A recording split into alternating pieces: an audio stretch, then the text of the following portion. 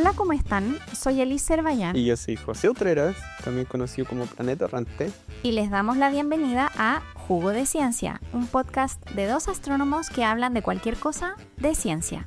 Y en el episodio de hoy les vamos a hablar de un fenómeno muy bonito que ocurre en la Tierra, pero que está conectado con la estrella más cercana, el Sol.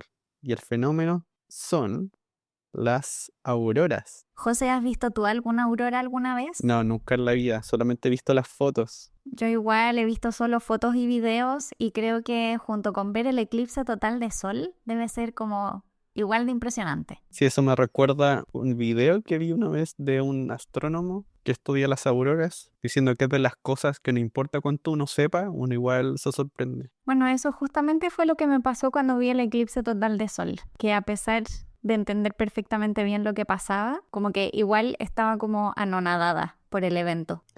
Así que me encantaría poder ver auroras, me encantaría. Bueno, ya espero poder ver un eclipse alguna vez, un eclipse de sol. El de este año, cruzamos los Ojalá, dedos. ojalá podamos. Ya, entonces, las auroras. ¿Con qué partimos con las auroras? Supongo que partiremos con la historia. Con la historia. Bueno, sabemos que desde la prehistoria hemos podido ver y quedar fascinados con las auroras. Y lo sabemos porque se han encontrado representaciones de auroras de alrededor de 30.000 años antes de Cristo. 30.000. Asimismo, en cuevas prehistóricas en el norte de España y el sur de Francia. Ahí hay pinturas rupestres donde los investigadores creen que se representan auroras. Después de eso, la cita más antigua conocida de auroras es de China en los años 2600 a.C., donde se dice que la madre de Xuanyuan vio un rayo muy fuerte moviéndose alrededor de las estrellas Su y que la luz iluminó toda la zona. Así que se asume que se estaban refiriendo a auroras, porque ¿qué otras cosas iluminan toda la zona? Y también existen otros dibujos que son de el año 1570 a.C., que las encontré increíbles, donde se muestran velas que están encima de las nubes. Encontré que era una representación muy bonita, muy gráfica. Sí, eso es muy raro. Yo también vi una de esas pinturas, bueno, pero era una pintura más moderna, eso sí, no era tan antigua. Y parte de lo que decían era que había gente que creía que esa era como una fila de gente que estaba ascendiendo al cielo y que cada una llevaba una vela. Es una buena representación porque en el fondo te da esta sensación como de que son como telas quizás y que están iluminadas por detrás. Sí, es raro. Bueno, y hablando de fuego, o sea, de gente que creía que las auroras eran fuego, según Aristóteles, bueno, él creía que todo estaba hecho de 4 elementos: agua, tierra, aire y fuego. Él pensaba que las auroras eran producidas por el vapor que se levantaba por el sol y que ese vapor, al llegar a cierta altura, activaba el fuego del aire y se producía una aurora. Igual raro. Claro, el aire tenía fuego también para él. Bueno, sabemos que las auroras han sido estudiadas científicamente a partir del siglo XVII aproximadamente. Y aparentemente fue Galileo en el año 1619 después de Cristo que usó el término aurora boreal por primera vez. Aunque tenían la idea errónea, pero cerca de lo que es en realidad. Él creía que era la luz del sol que se reflejaba en las nubes y que por eso se veían las auroras. Ah, ya. Pero por lo menos estaba el sol involucrado ahí en lo que pensaba él. Ya había un primer ingrediente importante que estaba tomado en cuenta. Después, en el siglo XVIII, fue Edmund Halley, del cometa Halley, que ya sospechaba que las auroras tenían algo que ver con el campo magnético. Él estudiaba el campo magnético de la Tierra y se dio cuenta de que había una relación. Así, él veía la forma de las auroras y veía que eran como rayos paralelos que caían en la Tierra y que seguía lo que él se imaginaba eran las líneas de campo magnético que atravesaban la Tierra. Entonces, lo que le hacía pensar esa conexión era que las auroras parecían seguir el campo magnético de la Tierra. Bueno, también en el siglo 18 pero años después, otros dos científicos, Anders Celsius y Olof Hjerter, estudiaron las auroras, pero de una forma diferente. O sea, no era solamente viéndolas, sino que lo que hicieron fue estudiarlas con brújulas. Y lo que notaron fue que cuando las auroras tenían más actividad, o sea, cuando brillaban más y cambiaban más, también las brújulas se movían más. Así que ellos notaron que había una conexión directa entre la variación en el campo magnético de la Tierra y que ocurriese una aurora. Esa fue la primera relación directa que se observó de esa conexión entre el campo magnético de la Tierra y las auroras. En realidad es impresionante que hayan podido darse cuenta de eso. Encuentro genial como con una brújula, algo que hoy en día muy poquita gente tiene. ¿Quién tiene brújulas ahora? Bueno, la del celular, pero no es lo mismo. Sí. Pero imagínense algo tan simple como una brújula y darse cuenta que hay una relación. Después de eso, Henry Cavendish, que era un físico y químico de Reino Unido, realizó una serie de observaciones de auroras en 1790 y usando triangulación pudo estimar a qué altura se producían. Y llegó a la conclusión de que las auroras sucedían entre 100 y 130 kilómetros de altura desde la superficie de la Tierra. Tan alto. Sí.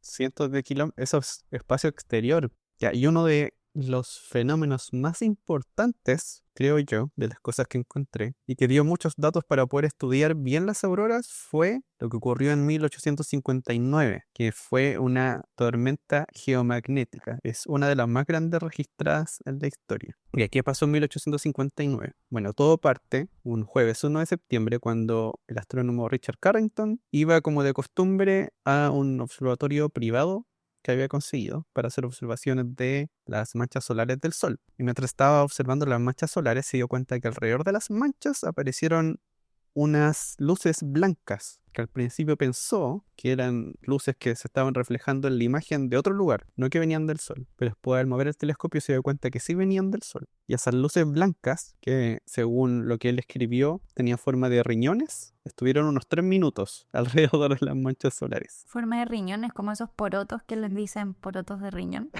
Sí, justamente. De hecho hay unos dibujos de él, porque lo que hizo fue, apenas se puso a observar, se puso a dibujar lo que estaba viendo. Y hay unos dibujos de Richard registrados. Bueno, vio eso por 3 minutos y 18 horas después, o sea, la noche del 1 al 2 de septiembre, toda la Tierra estuvo rodeada de auroras. Y se vieron en lugares en los cuales no siempre se ven auroras, como Australia, Japón. Esa es una pregunta que hace mucho la gente, si pueden haber auroras en otros lugares. Y la respuesta es sí, claramente. Ahí tenemos un ejemplo. Sí, pero tienen que ser bien potentes, porque lo que al final había visto Richard fue una llamarada que iba dirigida directamente hacia la Tierra. Uh-huh. Y en un principio, él dijo, entonces estas dos cosas están conectadas. Pero él fue el único que lo había visto. Entonces trató de buscar a otra persona y afortunadamente encontró a otra persona más, que ahora me estoy dando cuenta que también se llama Richard, que no me había dado cuenta antes, Richard Hodgson. Y lo que encontré curioso fue que cuando se pusieron en contacto, les dijo, no intercambiemos más información y vayamos los dos a la Sociedad Real Astronómica y digamos lo que vimos de forma independiente, para no contaminar nuestras ideas. Y así confirmaron que efectivamente eso había ocurrido, de que había brillado el Sol y que después de eso se habían originado estas auroras que cubrieron creo que como 2/3 del planeta. Qué buen ejemplo de cómo corroborar datos. Esa honestidad. Claro, esa honestidad que ya vimos en el capítulo anterior, que no sucede siempre. Sí. Y antes que se me olvide, un dato curioso de la tormenta geomagnética de 1859 es que durante ese momento el campo magnético comenzó a interferir con las comunicaciones por telégrafo. De hecho, hay unos registros que cuentan que algunos lugares se incendiaron. Algunos lugares se incendiaron debido a corrientes creadas por esta variación en el campo magnético de la Tierra. Pero los que tuvieron más suerte pudieron usar la corriente que creaban las auroras, o por lo menos así las llaman, como corrientes aurorales, para poder hablar. De hecho, hay un registro, una conversación entre dos personas por telégrafo durante la tormenta y que podían hablar más de 2 horas sin usar sus baterías, solamente funcionando con la corriente que creaban las auroras. Bueno, después de eso, en el año 1902, un físico noruego llamado Christian Birkeland dio una nueva explicación a las auroras. Y lo que él explicó es que las auroras eran como corrientes que fluían por el gas de la atmósfera. Una corriente pasando por el cielo, así sin cables. Sí, sin cables. Y así es como funcionan las luces de neón. Ah, Así es como funcionan las luces de neón. Y había como una relación muy cercana. sí, En realidad ya estaban súper, súper bien encaminados. Ya había aparecido el sol, había aparecido el campo magnético sí. y ya había como una noción de cómo funcionaban. Una cosa que me pareció interesante de Birkeland Ujú. fue que construyó algo que se llama una terrela, que es una esfera que tiene por dentro un imán y que después, con un tubo de rayos catódicos, que al final dispara electrones, pero en ese momento no sabían que eran electrones, se forman como unos halos de luz alrededor de la esfera, que en este caso serían las auroras. Entonces trataban de hacer como un modelo de juguete de las auroras alrededor de la Tierra, con este campo magnético y esta corriente que hacían pasar alrededor de la esfera. Nunca había escuchado de eso. Qué buena idea como para poder Sí. reproducirlo en pequeñito. Y ahí tenían los ingredientes, más o menos, Sí. porque tenían un campo magnético en la Tierra y una fuente de partículas cargadas que estaban siendo disparadas hacia la Tierra. Y la atmósfera. Y la atmósfera, claro. Pero no fue hasta más o menos los 60, o sea, 1960, cuando la NASA estaba realizando los primeros estudios del espacio exterior alrededor de la Tierra, que se dieron cuenta de esa relación entre el campo magnético y el Sol. ¿Qué fue lo que pasó en ese momento? Una física llamada Joan Feynman analizó datos de una sonda de la NASA que se llama Explorer 33 y con esos datos pudo demostrar que el viento solar, que son estas partículas que vienen desde el Sol, llevan consigo un campo magnético que interactúa con el campo magnético de la Tierra, que esa interacción da origen a las auroras. Y con parte de esa investigación, ella pudo también crear un modelo meteorológico del espacio alrededor de la Tierra, que después los ingenieros lo usaron para las futuras misiones espaciales, porque hay que tener en cuenta el campo magnético del Sol si es que uno quiere lanzar un satélite. Claro, no quieres que se te chamusque en el camino. Claro. Bueno, y ahí ya estamos, ya tenemos la explicación, o mejor dicho, ya tenemos cómo entendieron cómo funcionaban. Bueno, cabe señalar de todas maneras que a día de hoy todavía hay muchas preguntas sobre las auroras. No es que esté todo resuelto, como siempre en ciencia, el camino continúa. Ah, sí. Bueno, hay varias cosas que se demoraron en entender, porque por ejemplo, no fue de inmediato que se dieran cuenta, por ejemplo, que cuando ocurría una aurora en el norte, también ocurría una en el sur. Y a día de hoy todavía se preguntan, por ejemplo, ¿por qué cuando hay una aurora en el norte no es exactamente igual a una aurora en el sur? Ah, ¿no son iguales? No, no son iguales. Bitch, no sabía eso. Pensaba que eran igualitas. No, pero en algún momento alguien lo pensaba. Alguien pensaba que eran igualitas. Ah, bueno, y también otra de las cosas que también nos demoramos en saber en el tiempo era la forma que tenían, que son una especie de óvalo. ¿Te parece si hacemos una pausa y después volvemos a hablar de qué son las auroras, cómo se originan y si es que la Tierra es el único lugar donde se pueden ver? Todo eso vamos a hablar después de la pausa. Ya mejor que descansemos. Ya, entonces vamos a una pausa y después volvemos con más Jugo de Ciencia.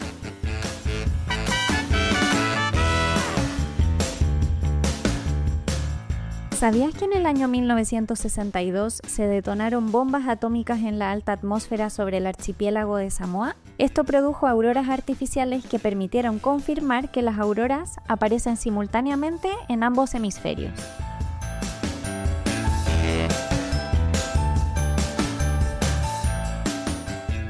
Bueno, y aquí volvemos de nuestra pausa para explicar qué son las auroras, cómo se producen. ¿Cómo se producen, José? Qué difícil pregunta. Ya. Qué mentiroso. Pero es difícil. Es difícil. Bueno, la primera cosa, así como punto cero, son partículas que vienen desde el Sol, o sea, son partículas del viento solar, que interactúan con otras partículas en nuestra atmósfera. Uh-huh. Y que esa interacción produce la luz de una aurora. Ahora, la parte que es más complicada es cómo llegan esas partículas del Sol solamente a esa región que está cerca de los polos, porque uno no ve auroras en el Ecuador, sino que se ven siempre como un anillo alrededor del polo norte o alrededor del polo sur. Generalmente, ya dijimos que a veces pueden haber en el Ecuador. Ah, sí. Bueno, pero generalmente se ven ahí. Bueno, hay que recordar que la Tierra está rodeada de atmósfera y a su vez está rodeada de un campo magnético. que nosotros llamamos magnetosfera. Y es esta magnetosfera la que hace o la que dirige esas partículas del Sol hacia las partes donde las líneas de campo magnético cruzan la superficie de la Tierra, que son los polos magnéticos. Ujú. Algo que es importante tener en cuenta es que este campo magnético es una especie de escudo protector que tenemos, es como nuestro campo de fuerza. Entonces, Ah, es lo que protege la Tierra de que lleguen un montón de partículas que podrían ser nocivas para nosotros. Y entonces estas partículas del Sol llegan a este campo magnético y entonces tienen que empezar a seguir un camino muy determinado para poder llegar hasta la atmósfera. bueno, dentro de la forma en la que se puede crear una aurora, al parecer hay más de una. O sea, en el sentido de cómo llegan las partículas producto del campo magnético de la Tierra a los polos. Parece que hay algunas que pueden llegar directamente desde el Sol. Ujú. Pero también pasa otra cosa extraña, que es que en el viento solar va parte del campo magnético. O sea, el viento solar tiene un campo magnético. Y que al encontrarse con la Tierra como un obstáculo, se dobla, como que si se doblara. O sea, imagínense una línea gigantesca que va en dirección a la Tierra. Y cuando se encuentra con la Tierra, se empieza como a enrollar en torno a ella. Y mientras se enrolla, en algún momento en el lado oscuro de la Tierra, o sea que es en el lado opuesto al Sol, esas líneas se vuelven a encontrar y se juntan. Y cuando se juntan, se produce algo que se llama reconexión magnética, que es que ese campo magnético del viento solar se une de nuevo y produce mucha energía. Y partículas que estaban ahí, o sea, en el lado oscuro de la Tierra, fluyen de nuevo hacia la Tierra. Ujú. En realidad es como que se disparan hacia los dos lados, hacia la Tierra y hacia el espacio exterior. Y los que van hacia la Tierra llegan a los polos y producen auroras también. Bueno, estas partículas viajan a velocidades altas, entre 490 y 1000 kilómetros por segundo, y se demoran en llegar a la Tierra aproximadamente 2 días. Recordemos que la luz se demora 8 minutos en llegar, así que estas partículas viajan obviamente muchísimo más lento. 1000 kilómetros por segundo no es una velocidad cercana a la velocidad de la luz. Estas partículas entonces llegan a la magnetósfera, finalmente son redireccionadas hacia los polos y entonces cuando llegan hacia los polos se encuentran con la atmósfera. Y al encontrarse con la atmósfera colisionan con los átomos y moléculas que hay en nuestra atmósfera, que son de distintos tipos. Entonces esa energía que trae esa partícula hace que esos átomos o moléculas se exciten, pero no se mantienen en estado excitado mucho tiempo. En general, tienden a volver rápidamente a su estado base y es en ese momento en el que emiten luz, cuando vuelven de su estado excitado a su estado Claro. fundamental. Y entonces ahí liberan la energía que adquirieron en forma de luz. Claro, al final transforman la energía del choque en energía en forma de luz. Pero una transformación de energía. Y las auroras hoy en día sabemos que no pueden estar más arriba de 500 a 1000 kilómetros. Así que en realidad las alturas que habían sido medidas anteriormente Ah, ¿no estaban bien entonces? estaban bien correctas, Ah, estaban bien.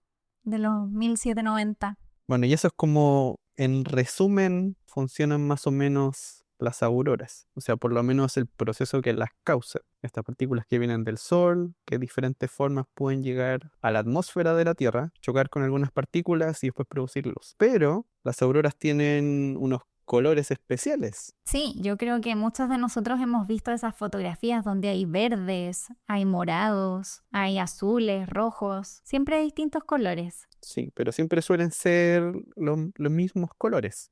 Y eso es porque se deben a los mismos átomos o moléculas que hay en la atmósfera. En este caso, uno de los más importantes es el oxígeno. Sí. El oxígeno atómico. O sea, lo que ocurre con el oxígeno es que estas partículas cuando vienen desde arriba, o sea, las partículas que vienen dirigidas por el campo magnético, chocan con estas partículas de oxígeno, el oxígeno se excita y la luz que emiten, como decía Alice, en este caso tienen colores específicos, pueden ser o rojo a altitudes bien grandes y ya más abajo, o sea, a altitudes menores, comienzan a emitir luz verde. Y eso es porque cuán excitados están es diferente con la altura. Y algo que no hemos mencionado todavía en ningún episodio, creo, pero los tipos de luz que se emiten o que los átomos emiten son como huellas dactilares de qué elementos son. Entonces, si sabemos qué tipo de luz emiten, nosotros podemos identificar el tipo de átomo o molécula que lo está emitiendo, que es lo mismo que hacemos cuando estudiamos cosas muy lejos en el universo. En el fondo son huellas dactilares químicas. Por eso sabemos Wow.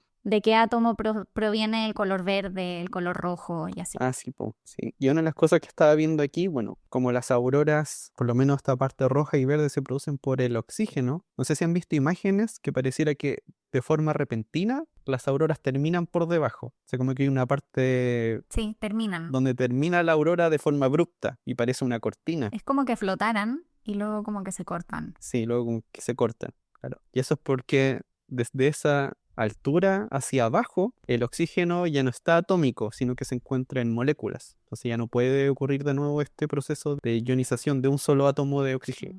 O sea, se acaba la fuente de luz. Pero sí hay otros compuestos que pueden emitir luz, como el nitrógeno molecular, que después de que se acaba el oxígeno a alturas bajas, el nitrógeno molecular puede emitir luz cuando se ioniza. Y el nitrógeno en general produce colores como azules, púrpuras. Sí. Púrpuras cuando está más bajo. Sí, aunque no he visto muchas fotos. Al parecer solamente se ven cuando las auroras son bien intensas. Ujú. Y ahora podemos volver a pensar en esa analogía primera que yo hice, que en realidad no fue una analogía, sino la explicación de cómo funcionan los tubos de neón. Esto es lo mismo. Hay distintos tubos de neón y también me imagino que quizá algunos de ustedes conocen estos focos que tienen algunos autos, que son súper azules y que no son ampolletas, son gas. Y es también este mismo tipo de proceso. También es una ionización. Ujú. ¿Qué más podríamos decir de las auroras en la Tierra? Bueno, podríamos quizá mencionar un poquito más el tema de las asimetrías. Ah, ya. Tú dijiste que sucedían iguales y yo te dije que no, pero sí algo que sabemos es que suceden, si hay en el norte, suceden también en el sur, pero eso no quiere decir que sean exactamente iguales. Quiere decir que llegan partículas a ambos lugares, pero la intensidad es diferente, la forma es diferente y eso tiene que ver con el lugar, tiene que ver con qué época del año es, o sea, el clima y otras características, pero no son exactamente iguales y en algún momento se pensó que sí lo eran, que eran espejo. Pero hoy en día sabemos que no es así. También podríamos mencionar cuál es la época de las auroras. Ah, hay una época. O siempre es bueno, o sea, o da lo mismo cuando observar auroras. Bueno, los mejores meses para observar auroras son de marzo a octubre. Ah, porque hay una dependencia ahí con el ángulo que tiene el campo magnético de la Tierra con respecto al Sol. Ah, por eso no es siempre lo mismo. No, po. No lo había pensado. Bueno, y algo que podríamos mencionar ahora, ya tenemos todos los ingredientes y es, ¿pueden haber auroras en otros lugares que no sean la Tierra? Buena pregunta. A ver, para tener auroras hemos llegado a la conclusión que se necesitan 3 cosas. 1, el Sol. 2, campo magnético. Campo magnético. 3, atmósfera. Y partículas cargadas que colisionen. Ujú. Ya. Bueno, en el sistema solar, el único planeta que no tiene auroras es Mercurio. Mira, solo uno. Sí, solo uno. Y bueno, Mercurio no tiene atmósfera. Bueno, tiene algunas partículas alrededor, pero no puede tener algo que uno podría llamar atmósfera realmente. Ujú. Porque si tuviese, el Sol se llevaría la atmósfera que pudiese tener Mercurio. En cambio, todos los otros planetas sí tienen, pero son un poco diferentes en el caso de la Tierra. Porque, por ejemplo, Marte, que tiene una cosa que apenas se podría llamar campo magnético, tiene uno muy débil, tiene auroras, pero ocurren cerca del ecuador. Mm.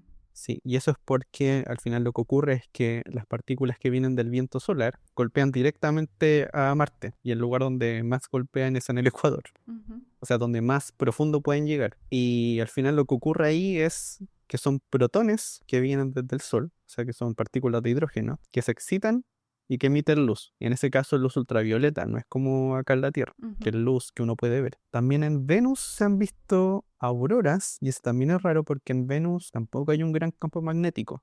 No. Y ahí lo que se cree es que el campo magnético del Sol se envuelve alrededor de Venus mientras se va moviendo, y que es el mismo campo magnético del Sol el que lleva partículas hacia Venus Ay, qué interesante. y que crea auroras. Y de los más raros de los planetas del sistema solar está Júpiter, porque si bien hay partículas que llegan del Sol y que producen auroras, muchas de sus auroras son producidas por sus lunas. Producidas por las lunas. Sí, por las lunas. En especial Io, que es la luna más volcánica del sistema solar. De hecho, sería el astro más volcánico de todo el sistema solar, creo, ¿no? Y lo que va ocurriendo es que, bueno, Io tiene tantas erupciones que su atmósfera está muy caliente, tiene muchos iones. Y mientras se va moviendo alrededor del campo magnético de Júpiter, que va girando alrededor, se crea una especie de dínamo o turbina. Uno podría pensarlo de esa forma. Y fluye una corriente de partículas desde la Luna hasta el polo del planeta. Y esa cosa la encontré muy rara. Como un gran circuito eléctrico, donde la batería es una luna. Wow, no tenía idea. Sí. Y de hecho, de esa misma forma fue como algunos astrónomos creen que encontraron un planeta. ¿Cómo es eso? Bueno, como hace cierto tiempo los astrónomos saben que en Júpiter se pueden crear auroras por la Luna, algunos astrónomos creen que tal vez podría ocurrir eso mismo, pero a una escala más grande, que un planeta creara auroras en su estrella. Ya. Y al parecer encontraron evidencia de eso, o sea, de que hay auroras en una estrella producidas por un planeta dando vueltas alrededor. Mira tú. Bueno, y de hecho eso es raro porque estas son auroras en una estrella, ya no son auroras en un planeta. Sí, eso es lo que me parece raro. Sí. Es bastante raro, pero ahí hay otra cosa rara, o sea, no solamente en la Tierra, los planetas del sistema solar también, pero no solamente en los planetas, también en las estrellas pueden haber auroras. Y ahora hay gente que cree que tal vez de esa forma puede encontrar exoplanetas, buscando si es que sus estrellas tienen o no auroras. Aunque en realidad no es que vean las auroras, ven otra cosa, son ondas de radio que se producen durante las auroras. Pero, ¿qué porcentaje de estrellas tendrá eso? Uy, no sé. Porque a lo mejor sí puedes encontrar planetas, pero ¿cuántos vas a encontrar? Sí, tal vez sean poquitos. Bueno, pero todos los métodos suman, eso sí es verdad. Sí. Bueno, y así nos quedamos. Ahí ahora resulta que hay auroras en todas partes y nosotros no hemos visto ninguna. No, po.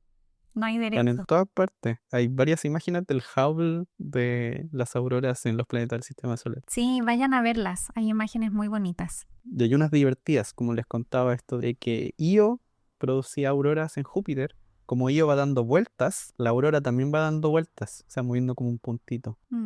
¿Tienes algo más que No tengo nada más que agregar. nada más que agregar? Entonces ahora podríamos hacer es dar la bienvenida a nuestros nuevos Patreons. Oh, ¿verdad? Nuestros Patreons. Sí, porque en este tiempo ya se nos unieron 4 nuevos auspiciadores. Bueno, aquí recordamos a nuestro primer Patreon, Rodrigo Castro, que ahora se unen 4 más: Camilo Singer, Paula Urrutia, Marcia Alfaro Carvajal y Francisco Manuel del Cid Ayala. Bueno, muchas gracias a todos, muchas gracias por apoyarnos, porque como siempre hemos dicho, gracias a ustedes nos ayudan a que este podcast siga y sea cada día mejor. Sí, muchas gracias, se pasaron. Y igual les recordamos que para los que quieran ser nuestros Patreons, pueden ir a patreon.com/jugo de ciencia. Y recuerden que si quieren ponerse en contacto con nosotros, pueden seguirnos en redes sociales. Somos Jugo de Ciencia en Twitter, Instagram y Facebook, o también pueden escribirnos a jugodeciencia@gmail.com.